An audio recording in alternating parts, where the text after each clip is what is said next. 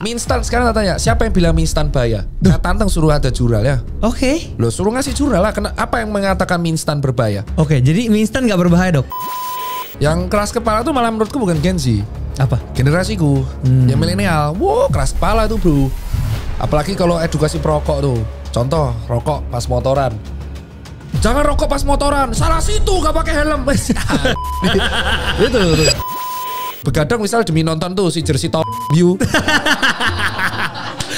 Ya harus kalah. Terus kalah. Besoknya marah-marah. Wajar. Sudah mengorbankan hidup. Kalah timnya. Anda wajar marah. Itu alasan kenapa banyak orang tua itu sering meninggalnya di WC. Karena kepleset. Ketika kepleset itu patah tulang femurnya. Yang disalahkan WC-nya. Jangan mandi malam-malam. Top. Paling rame akhir-akhir ini tuh virus monkeypox. Apakah ini bisa jadi COVID yang akhirnya orang bakal lockdown gara-gara penyakit ini? Ya jadi pada dasarnya gini. Dokter Tirta, thank you so much sudah datang ke podcastku. Siap. Ini podcast pertama yang berhubungan dengan kesehatan dok. Oh iya. Aku nggak pernah sebelumnya. Sebelumnya? Biasanya tentang ya isu-isu masyarakat aja sih, ekonomi. Kamu apa. kan crypto bros kan kamu? Iya kripto. Cuman ini pertama kali kesehatan karena menurutku kesehatan itu penting banget. Biasanya finance kan? Biasanya finance. Cuman ini kenapa kesehatan ya dok? Karena menurutku ya investasi yang paling penting itu sebenarnya kesehatan dulu baru finance dan lain-lain. Sales asuransi ya? Bukan. Bukan. Nggak biasa yang bilang kayak gitu. Bukan. Sales insurance harus nanti kamu jualan asuransi jiwa. Bukan. Oh enggak. Tapi kalau mau bisa. Bukan. Iya bukan ya. Aku mau start dari banyak hal sih tentang ya lifestyle anak muda aja yang banyak relate sama banyak orang. Tapi aku akhir-akhir ini baru mau mulai start lari dok. Oke. Sebenarnya FOMO aja sih ngeliat teman-teman lari-lari. Ini apa sih lari? Jadi aku mulai beli sepatu, mulai beli jam tangan yang bisa ukur itu. Ternyata lari itu lebih daripada olahraga yang aku pikir kayak cuma lari doang gitu loh. Karena kalau kita misalnya udah lari jarak 5 kilo, 10 kilo, itu ternyata konsistennya tuh wah susah banget ya dok ya. Oh iya saya aja dulu awalnya gak konsisten kok. Ya, bukan konsisten kayak mulai larinya, tapi kayak pas di larinya itu ya, udah betul, masuk sama. 2 kilo. Iya itu susah banget ya dok ya. Dulu pas di awal-awal aku malah 8 kilo pulang aku langsung. Tapi berpulang. Jadi aku kan olahraga pertamanya itu justru sepeda aku. Oh sepeda ya. Sepeda dari dulu sepeda. Tapi saat itu kan memang dari SMP kan, dari SMP sama SMA karena kebiasaan sama papaku aku diajak ke Waduk Cengklik. Waduk Cengklik itu mungkin kalau teman-teman yang nonton sini tuh di daerah Boyolali dan itu tempat mancing enak. Kalau nggak ke Waduk Gajah Wungkur. Nah, cuman semakin pas pada waktu hybrid, work from hybrid after pandemi, kita kan masih ada kayak WFO-nya cuma 3 kali seminggu. Ya. Jadi aku bisa goes tuh ke Cirebon, ke Bandung. Jadi tapi semenjak normal, kehidupannya normal, kita kan terbatas. Kalau kita goes 4 jam tuh paling mentok 100 kilo. Kalau kecepatan normal 25 km per jam. Dan itu lama kan 4 jam. Jadi akhirnya memilih pada waktu itu nge-gym. Angkat beban semua. Mulai dari calisthenics, angkat beban. Ternyata yang dilatih itu agak kurang, ngerasa tubuh berat aja kalau misalkan nggak ngelatih kardio. Dan kalau di treadmill aku tuh bosen jujur aja. Walau tuh incline, kasih gradient tetap aja bosen. Akhirnya memutuskan untuk kombonya cross trainingnya sama lari. Nah di larinya tuh 5 kilo dulu mentoknya. 5 kilo. Half marathon pun di Jakarta Marathon aku santai. Jadi lari jalan. Terus di MPM 2 tahun lalu juga seperti itu. Sampai akhirnya ternyata menemukan kesenangannya. Terus akhirnya mentok di 25 kilo. Kalau di atas itu aku gak mau. Ini yang kemarin kan di Maybank punya acara itu ya? Itu half marathon kan itu? Iya itu half marathonku kesekian. Udah sering aku HM udah lumayan sering. Cuman memang gak ngincer waktu, gak ngincer apapun. Cuman progress yang better. Karena fokusku lebih ke cross training. Yang penting seimbang biar masa tuanya enak. Tapi aku gak akan full marathon sampai kapanpun. Kenapa? Karena memang tujuanku bukan FM. Tujuanku mentok di 25 kilo agar maintain masa ototnya seimbang. Kalau kita udah konsisten FM tuh pasti akan mendegradasi kemampuan masa otot. Karena fokusnya udah di endurance training. Ya pasti masa ototnya akan lebih ke serabut yang kering gitu. Sementara kalau aku masih pengen membangun masa otot. Karena ya goal awalnya olahragaku di situ. Aku menemukan kecintaannya itu di calisthenics sama angkat beban. Larinya tuh biar ringan aja, biar kerasa ringan tubuhnya sama otot jantungnya juga kelatih. Nah tapi ada yang bilang kalau lari tuh harus konsisten, gak boleh turunin pace biar heart rate-nya gak naik turun. Juga, gimana tuh? Aku sih patokannya bukan pace dan heart rate sih. Patokanku lebih ke aku ngos-ngosan apa enggak. Aku tuh sesimpel itu. Jadi kayak gini, orang zaman dulu juga nggak ada smartwatch pak. Iya kan udah Garmin sama Coros dan teman-temannya yang Unto itu kan baru tahun 2005 ke atasan dan Garmin pun dulu bukan smartwatch. Dia dulu kan maps dimancing ya sama maps di di mobil. Nah, pada dasarnya adalah orang zaman dulu tuh patokannya adalah kamu ngos-ngosan apa enggak? Kalau kamu lari itu enggak ngos-ngosan, bisa sambil ngomong, itu fun berarti. Oh. Nah, kalau latihan harus kayak gitu. Itu dominannya gitu. Tapi kalau latihannya ngos-ngosan terus, ya nggak apa-apa, bisa aja. Tapi jantungmu harus dicek dulu beresiko nggak. Maksimal heart rate nggak boleh lebih dari itu berapa? Beda-beda per usia. Beda-beda per usia, beda-beda tergantung usia, tinggi badan, berat badan, jenis kelamin, dan ada riwayat penyakit apa enggak. Oke, ribet juga ya ribet. itu. Tapi pada normalnya adalah rumus yang sering digunakan secara awam, ini bukan medis ya, tapi awam, 220 dikurangi usia. Misal aku usia 33, berarti sekitar 187. Oh. Maksimalnya segitu. Jadi kalau aku udah di atas itu udah dangerous banget. Itu jantungnya sudah menuju limit. Ibaratnya kalau kita main mobil RPM-nya udah tinggi banget. Kalau kita terus-terusan nanti jantung akan mengalami kerusakan otot jantung. Bisa diganti.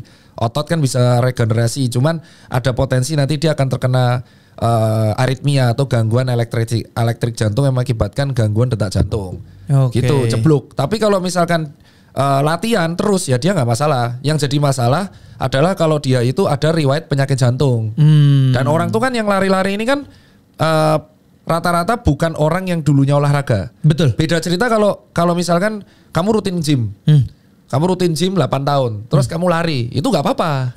Kamu tiba-tiba HM juga nggak apa-apa. Kalau misal kamu ada riwayat gym, yang jadi masalah, masalahin di sini adalah kalau ada edukasi, atau ada konten atau ada apapun, siapapun yang ngomong bahwa saya nggak pernah nge-gym, saya nggak pernah olahraga, tiba-tiba saya lari, itu bahaya. Yang jadi masalah adalah riwayat tenis, riwayat main tenis, riwayat nge-gym, riwayat crossfit, riwayat basket. Kalau dia rutin melakukan olahraga apapun selama hampir 6 tahun, 5 tahun, 3 tahun, dia ketika lari itu jantung udah biasa. Kuat dia ya jadi. Masih kuat, yang penting dia belum membangun paling formnya lari yang salah. Form larinya paling nggak tepat, tapi untuk tubuhnya masih enak dibawa buat olahraga. Oh, berarti kalau kita berlari itu banyak banget juga benefitnya bagi tubuh ya, bukan cuma buat seluruh otot di tubuh. Seluruh ya? Seluruh otot di tubuh. Cuman gini, lari itu kategorinya kardio. Ya. Kalau misal kamu flat. Ya. Nah, kalau incline itu udah power di paha. Jadi makanya di sini beda-beda per orang tuh genrenya. Kamu harus menemukan funmu gimana. Kamu lari pure lari atau sama gym. Kalau aku angkat beban sama lari. Aku sehari itu Senin aku back. Ini jadwalku tapi ini personalize ya. Oke, boleh di-share. Netizen kan banyak tanya, jadwalku tuh Senin itu selalu back sama bicep. Itu aku bisa melakukan di gym atau aku melakukan calisthenics di rumah. Kalau enggak sama dumbbell. Kedua, aku lari. Hari Selasa tuh isiran biasa, 8 sampai 8, 9, 10 dengan pace 7 dan aku heart rate pakai 130 sampai 140. Hari Rabu aku chest day sama tricep. Kalau bisa ke gym, kalau enggak di rumah, push up, diamond push up, decline push up, aku udah decline. Kalau enggak pakai pemberat rompi, terus tricep sama lateral raise, shoulder beberapa lah. Terus hari Kamis aku interval kayak kemarin 400 kali 8, kalau enggak 600 kali 8. Jumatnya biasa kalau capek aku rest karena interval lu lelah banget. Sabtu aku leg day. Masih leg day juga ya? Padahal udah lari loh. Enggak, beda. Lari itu bukan leg day. Lari kan kardio intinya. Nah, Sabtunya, Minggunya baru long run. Nah, Jumat biasanya kan rest, nggak ngapa-ngapain. Aku biasa latihan sepeda, tapi kecepatan yang aman. Kalau enggak ngelatih otot aksesoris. Nah, itu kan pasti ada capeknya. Kalau misal biasanya di bulan keempat, di minggu keempat atau minggu keenam, itu biasa akan deload. Jadi siklusnya amplitudo. Jadi naik, klimaks, deload, naik, klimaks, deload. Jadi nggak bisa di sini terus. Kalau di sini terus nanti putus ligamennya. Jadi aku udah mulai skema sendiri kayak gini. I see. Gitu. Nah, kenapa aku lakukan itu? Karena tujuanku itu adalah aku dulu nggak ada riwayat olahraga sama sekali. Cuman seminggu sekali sepedaan gitu. Nah, di sebelum 2022.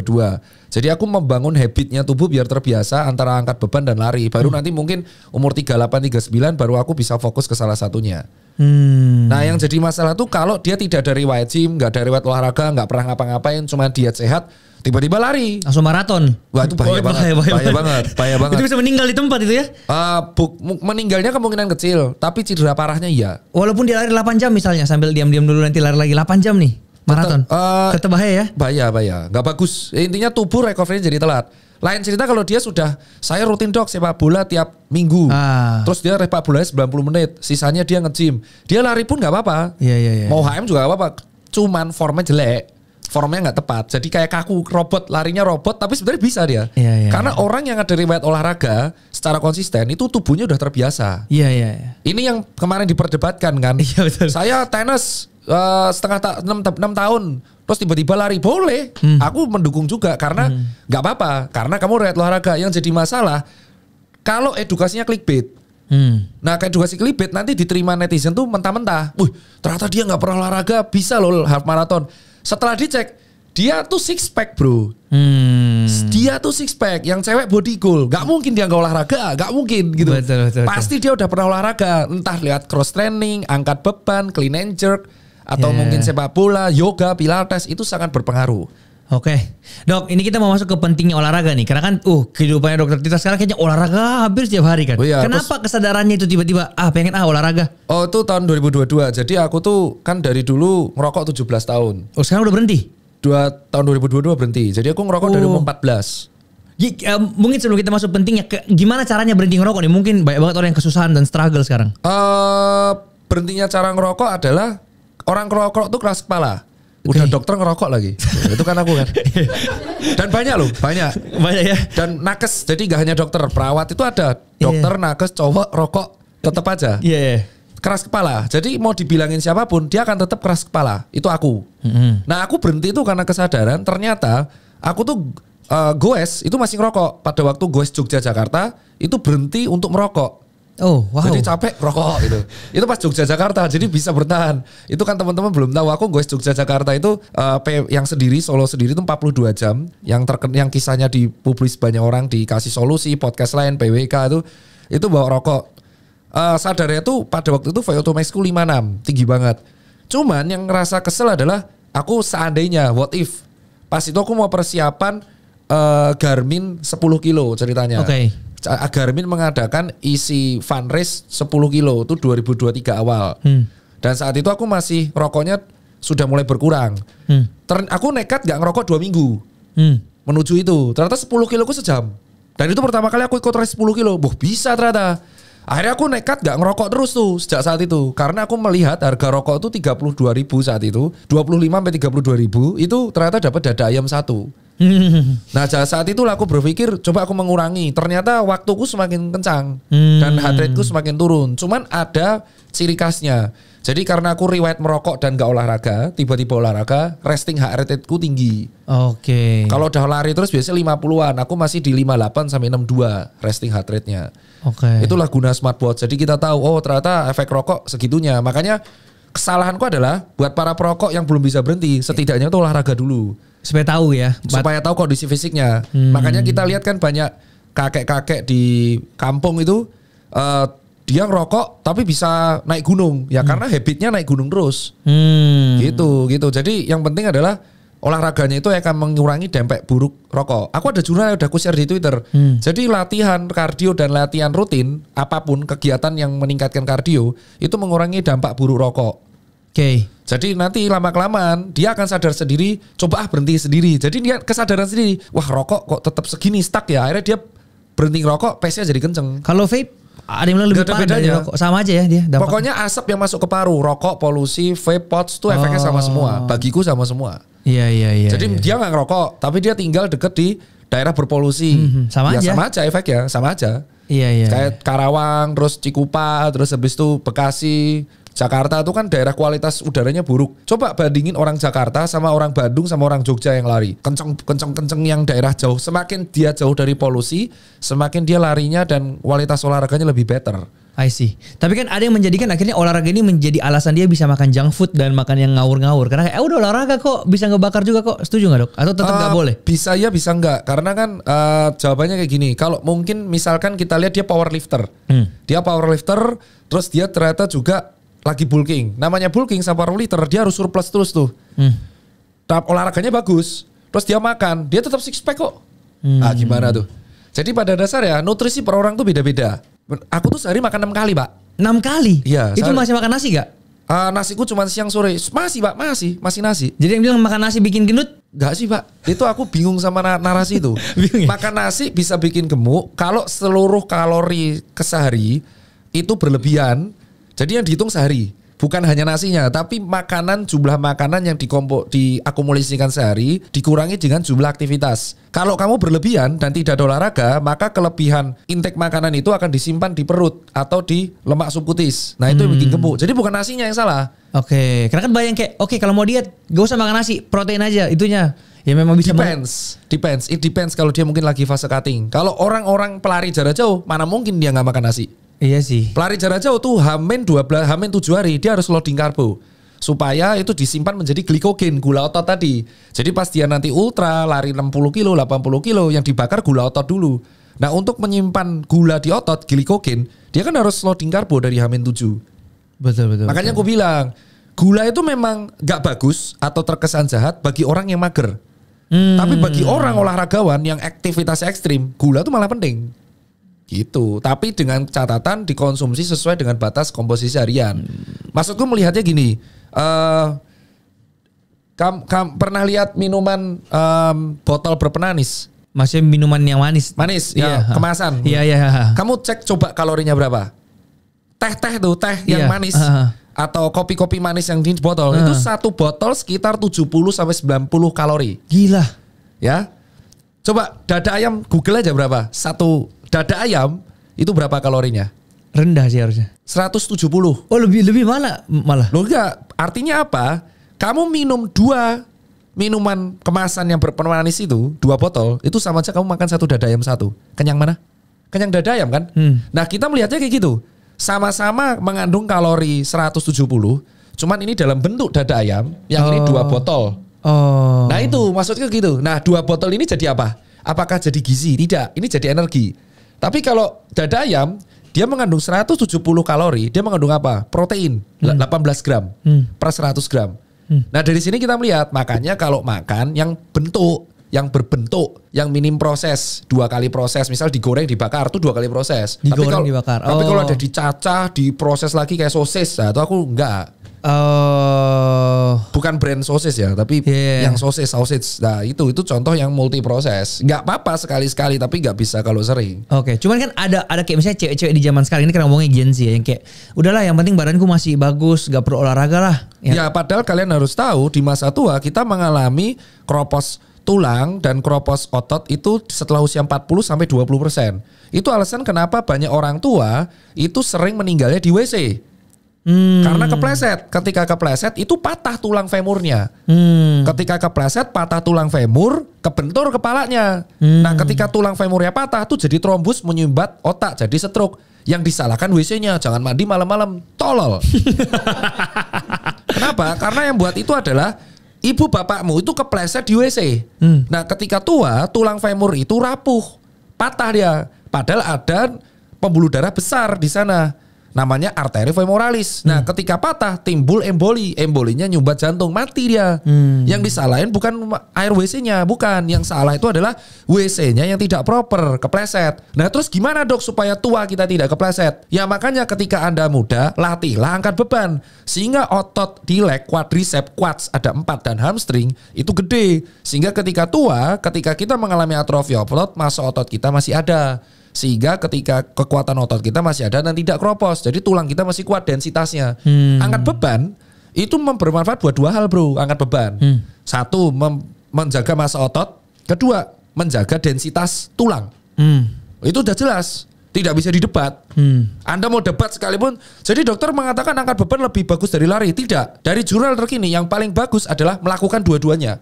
Resistance training and cardio training. Minimal 150 menit per minggu dibagi 5 sesi. Per sesi 30 menit. Sehari 30 menit ya artinya ya? Iya gampang kan? Iya. Gak perlu ke gym, push up bisa, beli dumbbell bisa, pakai matras, yoga, pilates. Nah, yang jadi masalah orang tuh mengkotak-mengkotakkan olahraga. Saya angkat beban, gak perlu kardio. Saya lari, tidak perlu angkat beban. Itu dua-duanya menurut saya aneh, bintolol. Karena olahraga tuh tidak ada yang dikotak-kotakan. Semua pelari itu butuh strength, tapi kategorinya menjaga massa otot. Iya. Ototnya gak boleh gede-gede karena jadi berat. Betul. Orang bodybuilder tetap cardio walaupun dia hanya incline walking di treadmill. Tujuannya apa? Untuk menjaga lemak kulitnya agar minimal di 15%. Jadi ketika dia bodybuilder, dia estetik. Nah itu maksudku. Jadi jangan dikotak-kotakan. nggak boleh dikotak-kotakin. Oke, berarti kalau masalah makanan orang-orang yang mau sehat nih, karena kan sekarang aku lihat ya anak muda udah kena diabetes, kena kanker apa semua. Itu karena habitnya. Dia sama tadi, dada ayam 170 kalori, 2 botol minuman berpenganis itu masing-masing 80 kalori. Silakan Timo suruh Google. Ada kok. Teh merek A itu 70 kalori. Kopi A itu 80 kalori. Nah, sementara dada ayam itu 170. Nah, dia minum ini 2. Gizinya apa? Terus dia kegiatannya cuma 9 to 5 ngantor. Ngumpul lah di pankreas. Gula darahnya jadi naik dong. Nah kalau gula di dalam tubuh berlebihan dan gak dipakai kan disimpan di darah. Betul. Naik dong gula darahnya. Orang dia gak ngapa-ngapain, lari juga enggak, nge-gym juga enggak. Berarti boleh dong dok, aku minuman kemasan dalam minuman berpemanis, tapi buat PWO. Lebih baik pisang. Ada kaliumnya, apukat, ada lemak non jenuhnya. I see. Jadi sebenarnya Tuhan itu sudah menciptakan makanan-makanan dan minuman yang proper. Manusianya aja yang semakin berkembang teknologi semakin tolol.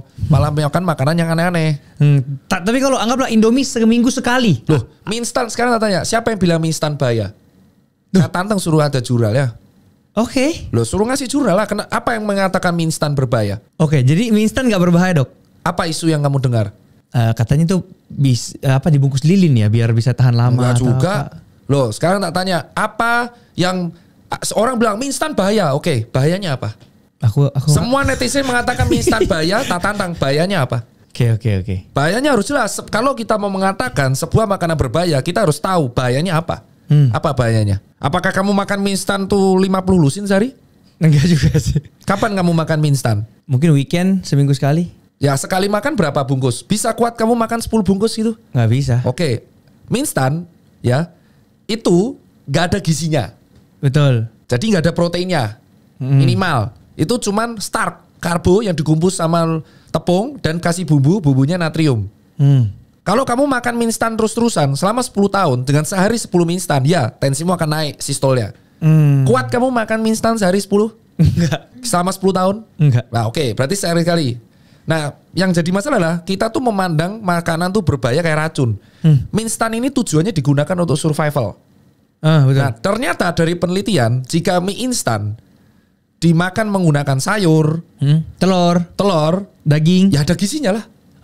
Ya udah itu maksudku. Jadi mie instan itu jika dicampur menggunakan sayur yang pure sayur dan menggunakan daging atau telur rebus dua itu mengurangi efek dari pengawetnya. Oke. Yang jadi masalah, aku bisa jawab. Apa yang jadi masalah dok mie instan? Tak jawab. Dia bukan berbahaya, tapi nggak ada gizinya. Kalau mie instan tok. Aku baru ingat dok, katanya dicerna di usus tuh 2 hari baru keluar mie instan. Usus nggak setolol itu. Usus bisa dicerna. Usus tidak sebego itu. Oh gitu ya. Masa usus bisa milih, wah mie, oke gua ngambek mie nih. Nggak bisa gitu ya. Wah ini mie nih bro, berarti saya tidak mau mencerna. Wah sampah lu bro, ngasih gua mie. Nggak bisa dong. Apa bedanya mie instan dengan mie telur yang di Mang-Mang 15.000? Sama-sama mie. Emang usus bisa milih, wah ini mie instan merek Indomie, ini mie telur 3 saudara. Nggak mau aku ngolah yang Indomie. Bisa gitu usus milih? Kan enggak. Enggak kan? Nah mie instan itu kalau nggak ada apapun dia cuman nggak ada gizinya. I see. Jadi cuman membuat kenyang, tapi tidak ada gizinya selain sebagai sumber energi. Bersih di situ ya. Oke. Nah sekarang gue tanya, kalau mie instannya ditambah dengan sawi dan ditambah dengan 2 telur, ada gizinya nggak? Ada. Oke, that's it. Yang salah tuh kalau udah mie instan dipakai nasi putih lagi. Nah ya? itu karbo, double karbo. Nah itu, makanya kan gue bilang mie instan tuh bahaya gak? Jawab, bahayanya apa? Kalau dia cuma makan mie instan toh itu bukan bahaya, tapi tidak ada gizinya selain karbo atau starch atau energi. Nah orang yang makan mie instan ini dia tidak menggunakan lauk, yang penting kenyang. Nah ini kan jadi masalah. Apalagi mie instan dicampur dengan nasi, itu double karbo. Itu gula mana? Ya, itu gula jadinya. Gula jadi ya, kecuali dia memang makan kuli bangunan 12 jam sehari, ngangkat semen 12 jam, itu capek, butuh energi. Makan nasi tambah mie instan, boleh, energinya banyak, kebakar. Walaupun akhirnya kuli bangunan tersebut kena bad habit karena recovery ototnya tidak maksimal, orang dia kerja terus kan, tapi cari uang. Nah sekarang Anda makan mie sama nasi, kerjanya cuma ngantor. Salah nggak kalau obes? Salah lah. Nah kalau dia makan mie instan tambah sawi sama telur rebus 2, ya nggak apa-apa, ada gizinya. itu sama aja kan nasi telur kan. Nah makanya yang penting adalah kalau kamu makan mie instan toh harus ada pelengkapnya. Pokoknya intinya olahraga ini penting banget ya. Oh ya penting, seperti itu. Kalau tidur, sekarang kan ada yang kayak anak muda zaman sekarang, kita harus kerja nih, kerja apa workaholic sampai 3 jam doang sehari tidur, yang penting duit banyak. Jadi di saat tidur itu terjadi proses recovery atau regenerasi semua sel tubuh. Oke. Tubuh kita tidak diem. Otak kita hanya menurunkan tingkat aktifnya. Semua tubuh kita tuh tetap aktif, jantung tetap aktif, pencernaan tetap aktif, cuman diturunkan. Karena energinya saat tidur tuh dialihkan biar kita fokus tidur dan digunakan untuk regenerasi sel. Nah, sampai situ. Berarti kalau kita kurang tidur atau kita tidak tidur sama sekali, begadang itu tidak tidur ya. Ini tadi sudah jelas. Wah dok, kamu sampai jam 12 kamu begadang ya? Begadang tuh tidak tidur. Begadang itu tidak tidur. Kalau tidurnya di atas kemalaman tuh kurang tidur. Dua definisi berbeda. Ada juga orang yang kelebihan tidur dan tidur tidak berkualitas. Jadi tidur tapi kebangun-bangun. Nah, untuk orang yang tidurnya tidak berkualitas, kurang tidur dan begadang, maka sel yang harusnya bisa beregenerasi saat malam itu tidak sempat beregenerasi. Jadinya kerusakan sel akan menumpuk dan berakumulasi. Sehingga terjadilah zat kanker-kanker tersebut. Tapi kalau misalnya dia tidurnya jam 3 subuh, tapi tetap 8 jam. Loh, tubuh itu bisanya berecovery saat malam. Saat malam tok. Lah kan ada zat namanya melatonin. Emang melatonin bisa diakali gitu. Ini malam nih, ini lampu dimatiin. Gak bisa dia keluar kayak gitu, enggak. Tubuh kita gak bisa dibodohi kayak gitu. Tapi ada yang bilang, tapi kan belahan dunia yang lain juga siang kalau di kita malam. Misalnya di Amerika. Itu alasan kenapa jet lag kan? Betul. Nah, udah ada dijawab dong. Makanya ketika kita di Indonesia berangkat malam, terus kita naik pesawat belasan ribu kilo sampai di Amerika masih siang, kita bingung tubuh kita jet lag. Karena dia sudah taunya jam tidur, di sana ternyata masih ada matahari. Udah bingung tuh tubuh tuh. Tapi bisa menyesuaikan lagi. Makanya ketika ada jet lag kita cenderung lemas banget. Gitu. Oke, udah dijawab sih, itu berpengaruh sama circadian rhythm. Tapi jam tidur optimal itu dari jam berapa, Dok? Yang penting malam. Malam ya? Malam. Jam 10, jam 11, 12 masih aman? Tergantung usia. Semakin muda semakin lama tidurnya. Bayi 12 jam bisa tidur. Make sense sekarang. Semakin tua semakin jam tidur itu berkurang. Kenapa ya? Karena ada pengecilan otak. Anda pikir kalau Anda tua otak Anda nggak mengecil? Mengecil lah. Kan otak ada dua, cerebrum sama cerebellum. Cerebellum yang ngatur keseimbangan. Ketika kita tua otak cerebellum kita mengecil, makanya orang tua tuh sering kepleset. Karena otak yang bagian seimbang udah kecil. Nah sama otak kita juga cerebellum mengecil. Nah kalau kita otak mengalami kecil, berarti kualitas tidur kita juga akan berkurang. I see. Berarti justru kalau anak muda sekarang butuh tidur 9 jam 10 jam itu normal ya? Ya normal, 11-10 jam normal aja karena dia masih muda. I see. Nah ketika Anda begadang dan tidak tidur, pastikan Anda begadang demi hal bermanfaat. Karena Anda tuh mengurangi jatah regenerasi sel Anda. Dan apakah jam tidur Anda saat malam itu bisa diganti siang? Tidak. Siang itu hanya mengistirahatkan fisik. Tapi tidak bisa membuat sel bergenerasi. Karena sel bergenerasi maksimal saat malam. Jadi jangan dibalik-balik gitu. Nah dok, saya begadang buat shift malam. Kan saya udah bilang, kalau Anda begadang dan mempertaruhkan waktu tidur Anda, pastikan itu demi hal bermanfaat. Cari uang, shift malam, dan kayak banyak itu gak bisa didebat. Itu mau gimana lagi kan? Iya kayak dokter itu semua dokter, terutama dokter obgyn. Dokter obgyn itu kritis loh. Banyak yang meninggal lebih cepat daripada rata-rata. Karena dokter obgyn itu jam kerjanya 24 jam.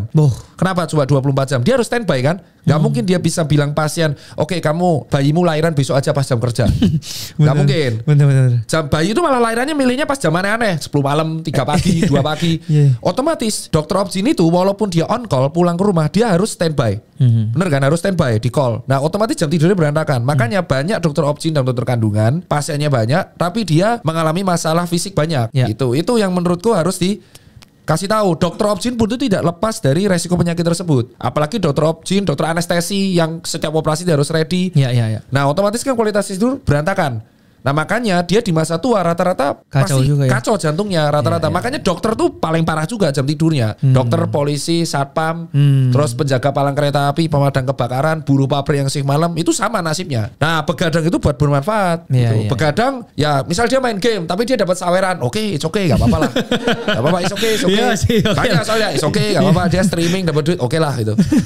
Ya tapi kalau begadang misal demi nonton tuh si jersey tolol MU. Ya harus kalah. Terus kalah. Besoknya marah-marah. Wajar. Sudah mengorbankan hidup, kalah timnya, Anda wajar marah. Betul. Iya kan begadang. Terus kayak kemarin besok ini Liverpool lawan MU. Salah satu yang kalah tuh pasti bete. Udah mengorbankan regenerasi sel, kalah timnya, berantem tuh pasti.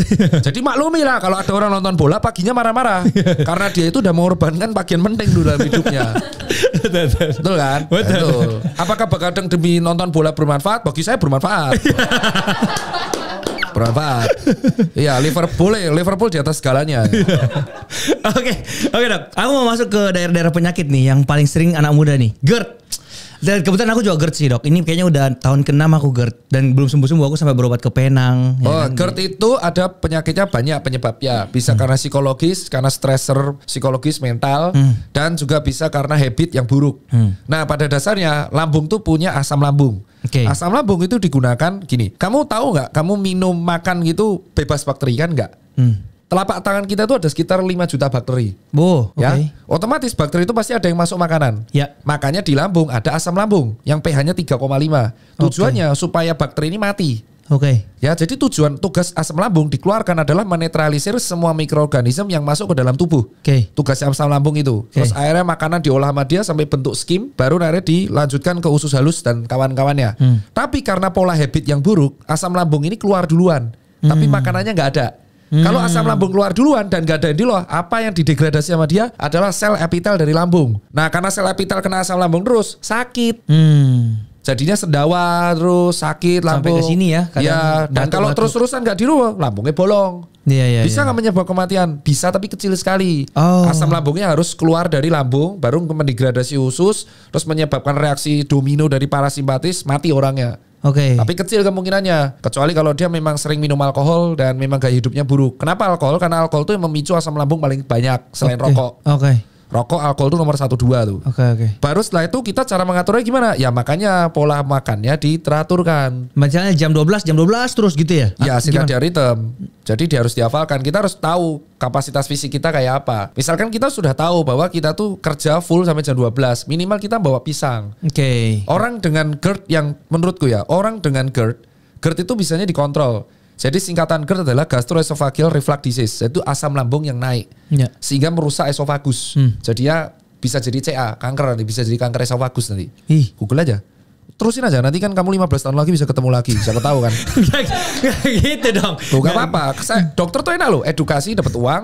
Kamu sakit ke dokter lagi kan? Iya tapi gak gitu. Siapa tahu datang-datang kamu rusak esofagusnya. Gak mau, gak bisa podcast tadi. Iya makanya. Nah, makanya kalau aku bilang GERD itu bisa dikontrol. Bukan dengan obat, tapi dengan mengatur pola makan dan mengatur stres. Misal kamu udah tahu GERD, kamu udah tahu kamu bakal nyeri sore, kamu bawa pisang 4 lah. Jadi setelah GERD makan pisang, kenapa? Yang penting lambung ada isinya. Sehingga asam lambung ini mengolah makanan, bukan mengolah zat epitel, sel epitel lambung. Yang penting ada isinya. Terus sudah GERD, rokok. Ya tambah keluar lah asam lambungnya. Nikotin, kafein, alkohol, itu combo maut. Sudah orangnya hobi ngopi, hobi mabuk, hobi ngudut. Nah. Chaos. Makanya saya bilang, apakah orang GERD tetap bisa ngopi? Bisa. Dengan mencari kopi-kopi yang kafeinnya rendah atau yang asamnya rendah. Jadi nggak acid. Itu bisa konsultasi dengan barista. Kalau di kondisiku sekarang, karena waktu itu cek sampai di endoskopi sama itu yang dari mulut lah ya. Endoskopi? Itu udah robek 2 cm dok. Waduh bagus. Bolong ntar lagi. Berarti kamu mungkin ya umur 55 chaos lah. Enggak makanya. Terus kira aja nanti umur 40 ketemu lagi aku. Aku tuh ngomong belak-belakan. Karena pasien tuh keras kepala. Pasien tuh rata-rata keras kepala. Jadi kita ngomong terusin aja gak apa-apa. Nanti kamu uangmu tambah habis. Gak apa-apa. Kan podcast kan masih banyak. Jangan dong. Makanya gak apa-apa lah, kamu gak ada tapi kan video masih banyak tersebar. Nanti memori viral. Makanya sekarang aku udah gak pernah ngopi, gak makan tomat, nenas yang kesama. Makanan tuh hal paling terakhir bro. Yang diatur bukan salah makanannya. Jadi ingat ya, ketika Anda kena penyakit GERD, itu bukan salah makanannya. Makanan gak pernah salah. Yang salah adalah gimana Anda cara memakannya. Pola makanmu yang jelek, jam makanmu yang jelek. Jangan pernah salahkan makanan kalau kamu yang salah. Contoh, wah saya tensi saya naik, salah kambing, tolol. Itu bukan salah kambingnya lah. Kambing 27 gram proteinnya, gede. Kenapa kamu salah? Cara masaknya yang salah. Terus kedua, wah saya GERD, salah kopi. Tolol, udah tahu lambungmu kosong, kamu ada GERD, kenapa kamu nggak ngasih lambungmu dengan makanan? Nggak pakai roti, nggak pakai donat. Pakai bagel lah ngopinya. Wah gak ada uang dok. Ya udah pakai makanan kayak apa, kayak singkong rebus, kayak tiwul kayak. Nah jadi yang salah tuh bukan makanannya. Berarti orang ngopi setiap hari itu pun nggak apa-apa sebenarnya. Saya 3 kali sehari ngopi bro. 3 kali sehari. Yo latte kalau nggak americano saya. Itu kan skripsi saya S1. Skripsi saya S1 pada waktu di FKUGM adalah meneliti efek kopi instan robusta terhadap perubahan respons saraf simpatis di tubuh. Itu randomized control trial di UGM. Wow. Dokter penguji saya Dokter Jarir. Sekarang sudah jadi profesor. Guru kalau nggak sudah S3 PhD, kalau nggak profesor atau guru besar, saya lupa deh.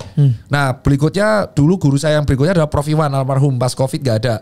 Itu yang ngajari saya semua. RCT. Jadi kopi itu kalau diminum 250 mili espresso tiap hari 3 kali itu masih aman. Toleransi. Tapi kalau di atas itu 250 mg espressonya lebih dari 3 shot atau 5 shot per hari, dia akan mengakibatkan ada peningkatan tekanan sistolik 5-10 mm Hg secara kronis. Tapi belum ada gejalanya, jadi prehipertensi. Nah kalau dia minum kopinya acid terus, dia bisa menyebabkan resiko GERD kalau tidak diimbangi dengan pola hidup yang lain.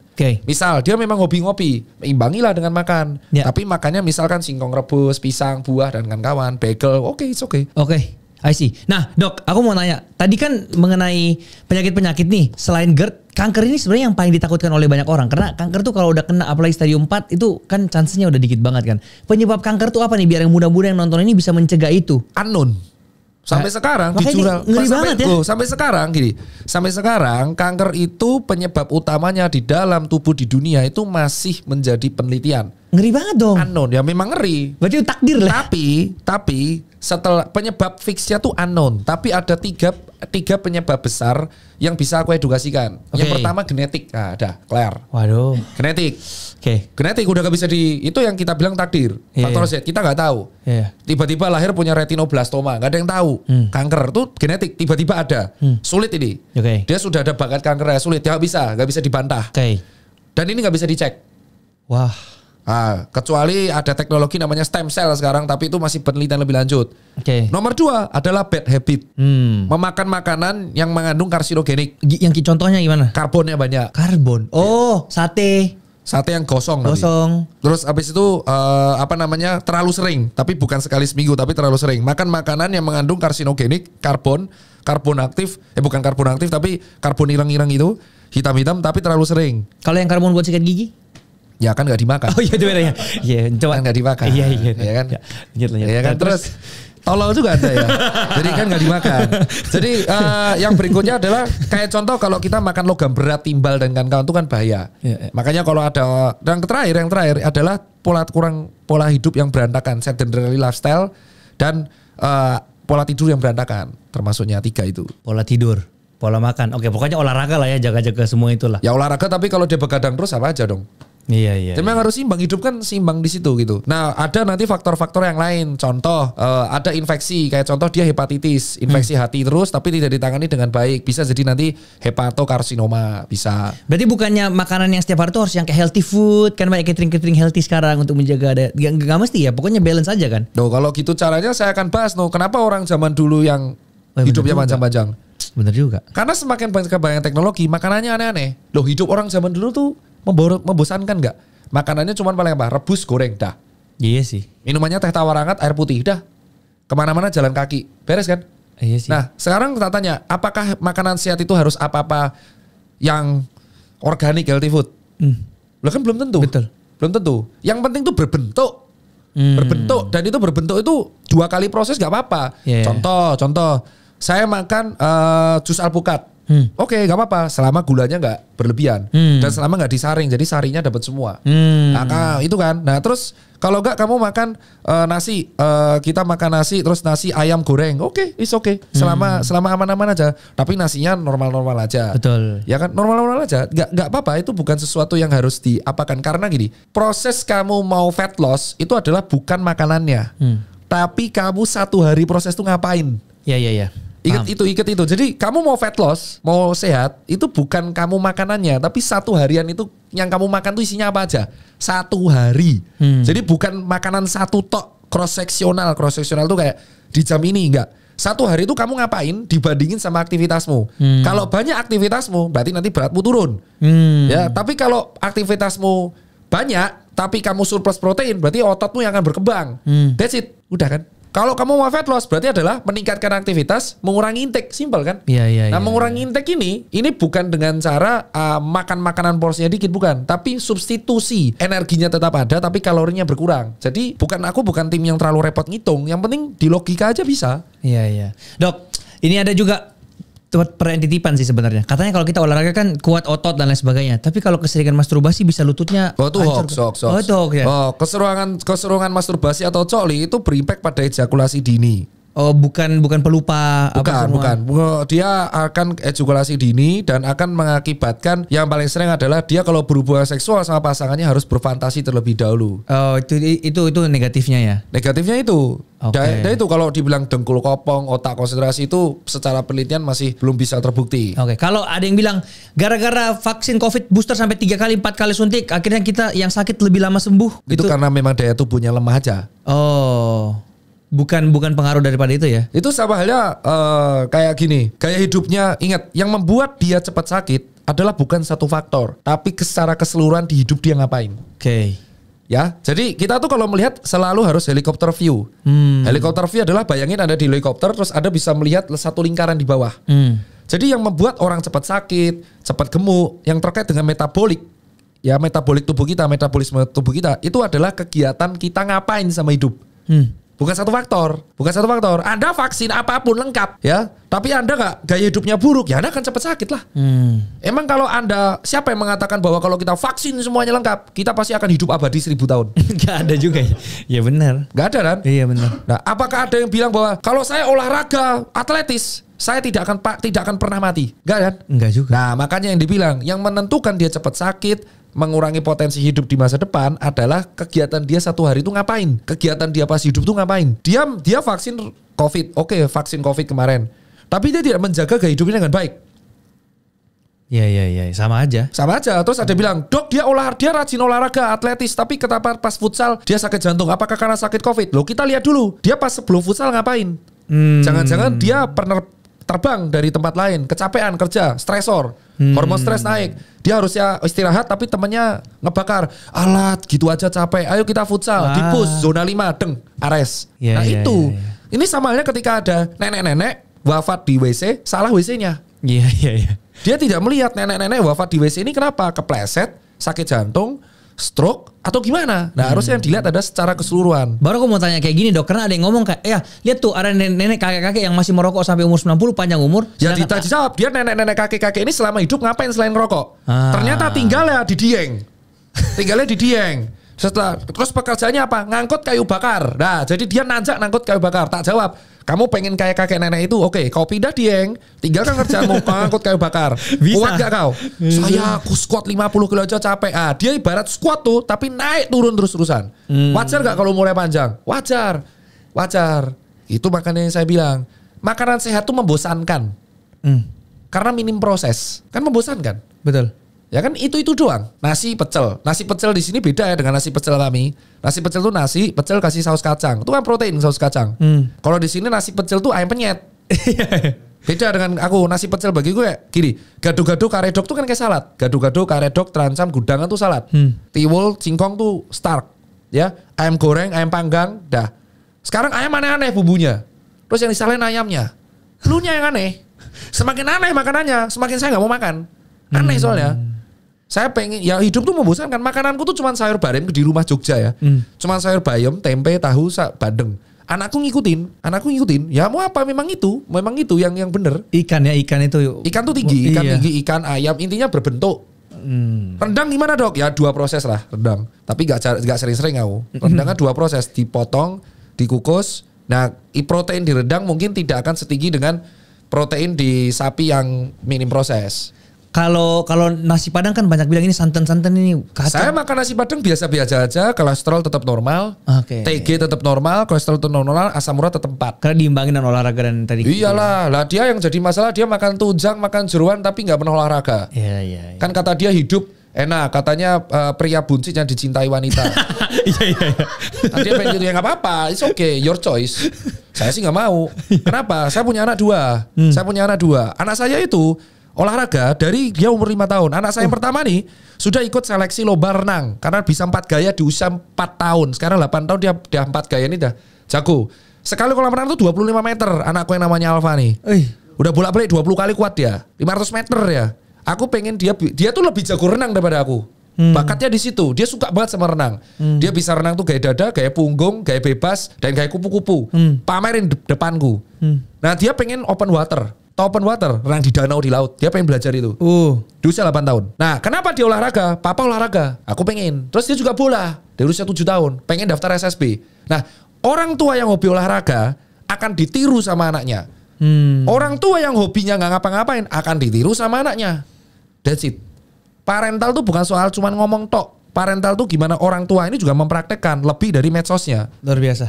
Karena kan bukan soal akademik tok. Betul. Anak-anakku tuh yang satu hobinya outbound, lari, panjat, bisa. Aku takut ketinggian. Anakku yang pertama nggak takut.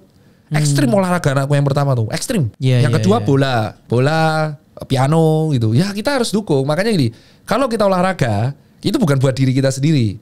Kita menjadi simbol dari keluarga kita juga. Nah, anak kita akan ngikutin kita.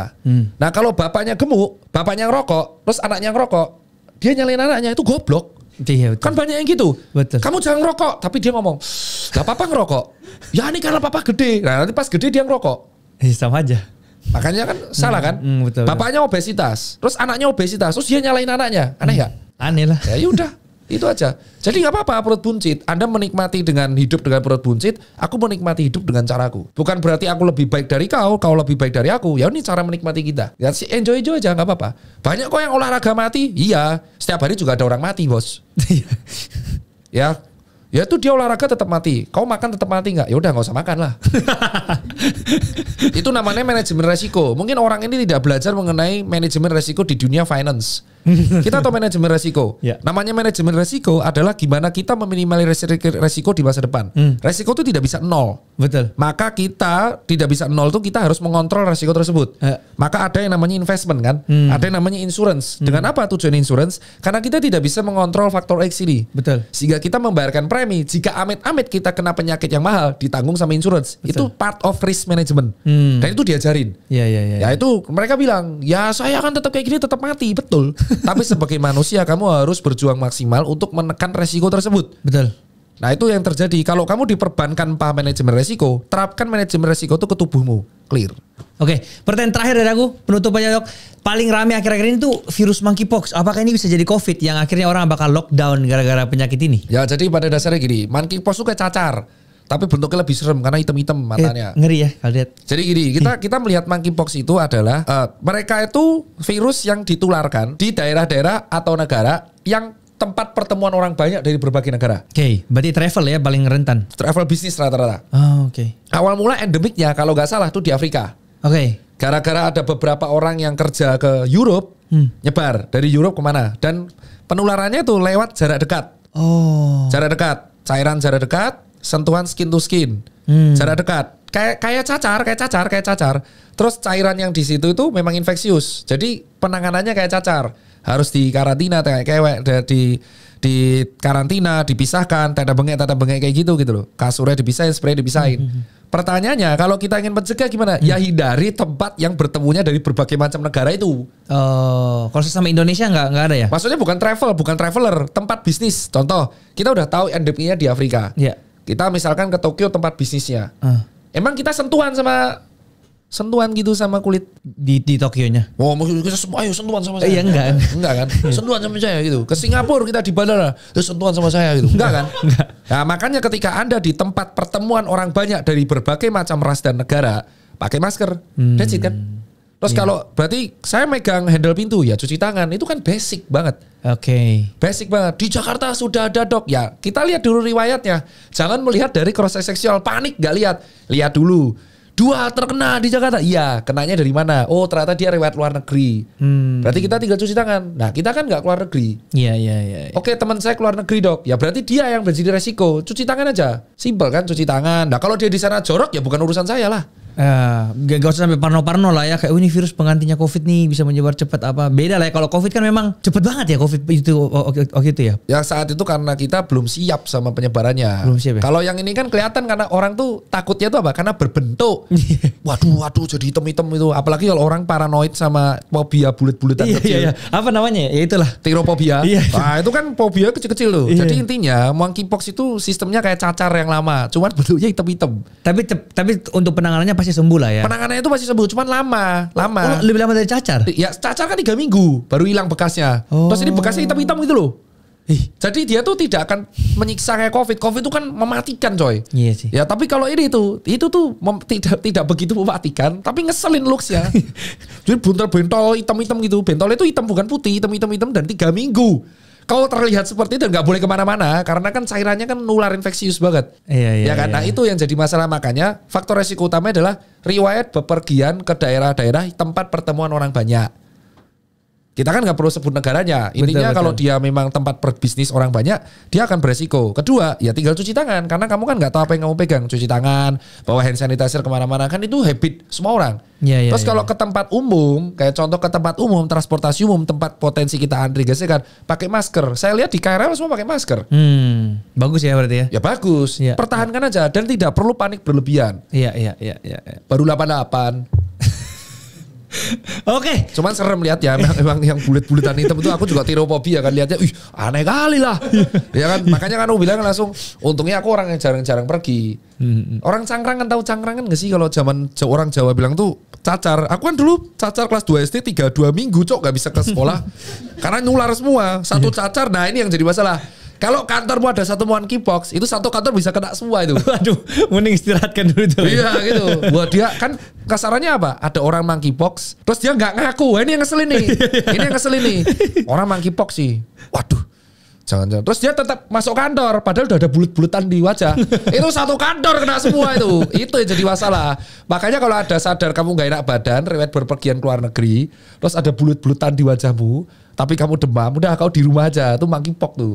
Dok nanti keluar item-itemnya enggak? Kalau ditangani lebih baik enggak. Tapi kalau kamu nekat enggak ditanganin jadi bulet-buletnya hitam-hitam. Kayak Dalmatian kamu nanti. Oke, paling gitu aja sih dok. Thank you ya so much. Ini kayaknya udah clear banget juga. Teman-teman udah belajar banyak gimana cara untuk menjaga kehidupan sehat, penyakit-penyakit yang era sekarang. Dan ini video ini memang dikhususkan untuk Gen Z sih. Untuk olahraga apa sih? Yang keras kepala tuh malah menurutku bukan Gen Z. Apa? Generasiku. Yang milenial. Wow, keras kepala tuh bro. Apalagi kalau edukasi perokok tuh. Contoh, rokok pas motoran. Jangan rokok pas motoran. Salah situ gak pakai helm. Anjing nih. Itu rata-rata bukan Gen Z itu. Bukan Gen Z. Itu milenial. Ya itu milenial. Saya tahu keras kepalanya kayak apa. Saya tahu nih yang debat siapa. Anjing nih milenial nih. Terus lari. Dokter berhenti merokok. Iya, saya juga sepedaan berhenti merokok. Sepedaan berhenti merokok. Itu milenial. Itu milenial. Gen Z itu malah jarang mendebat saya soal hal gitu. Gen Z itu malah yang kritis. Apa lu mitos lu fakta? Gen Z itu sangat krusial terhadap parenting. Iya. Iya, parenting. Terus kalau nggak punya uang jangan punya anak. Ekosistem, environment, melek mental health, malah melek. Betul. Makanya Gen Z sama milenial gelut terus ini soal kesehatan. Gak percaya ya? Anak muda sekarang aneh ya, dikit-dikit infeksi. Di zaman saya, pok, begitu ya. Iya. Ya di zaman saya, di zamanmu dulu belum ada Instagram ya. Di zamanmu masih Friendster. Validasinya cuma Friendster. Yang satu page ya di pakai musik gitu. Zaman sekarang SMP aja udah lihat ada Instagram. Jadi secara keras kepala, keras kepala di Sam ya. Yang keras kepala itu rata-rata milenial. Generasi saya. Anda lihat tangga gasnya kayak apa? Nah, saya menghadapi orang seperti saya semua gitu.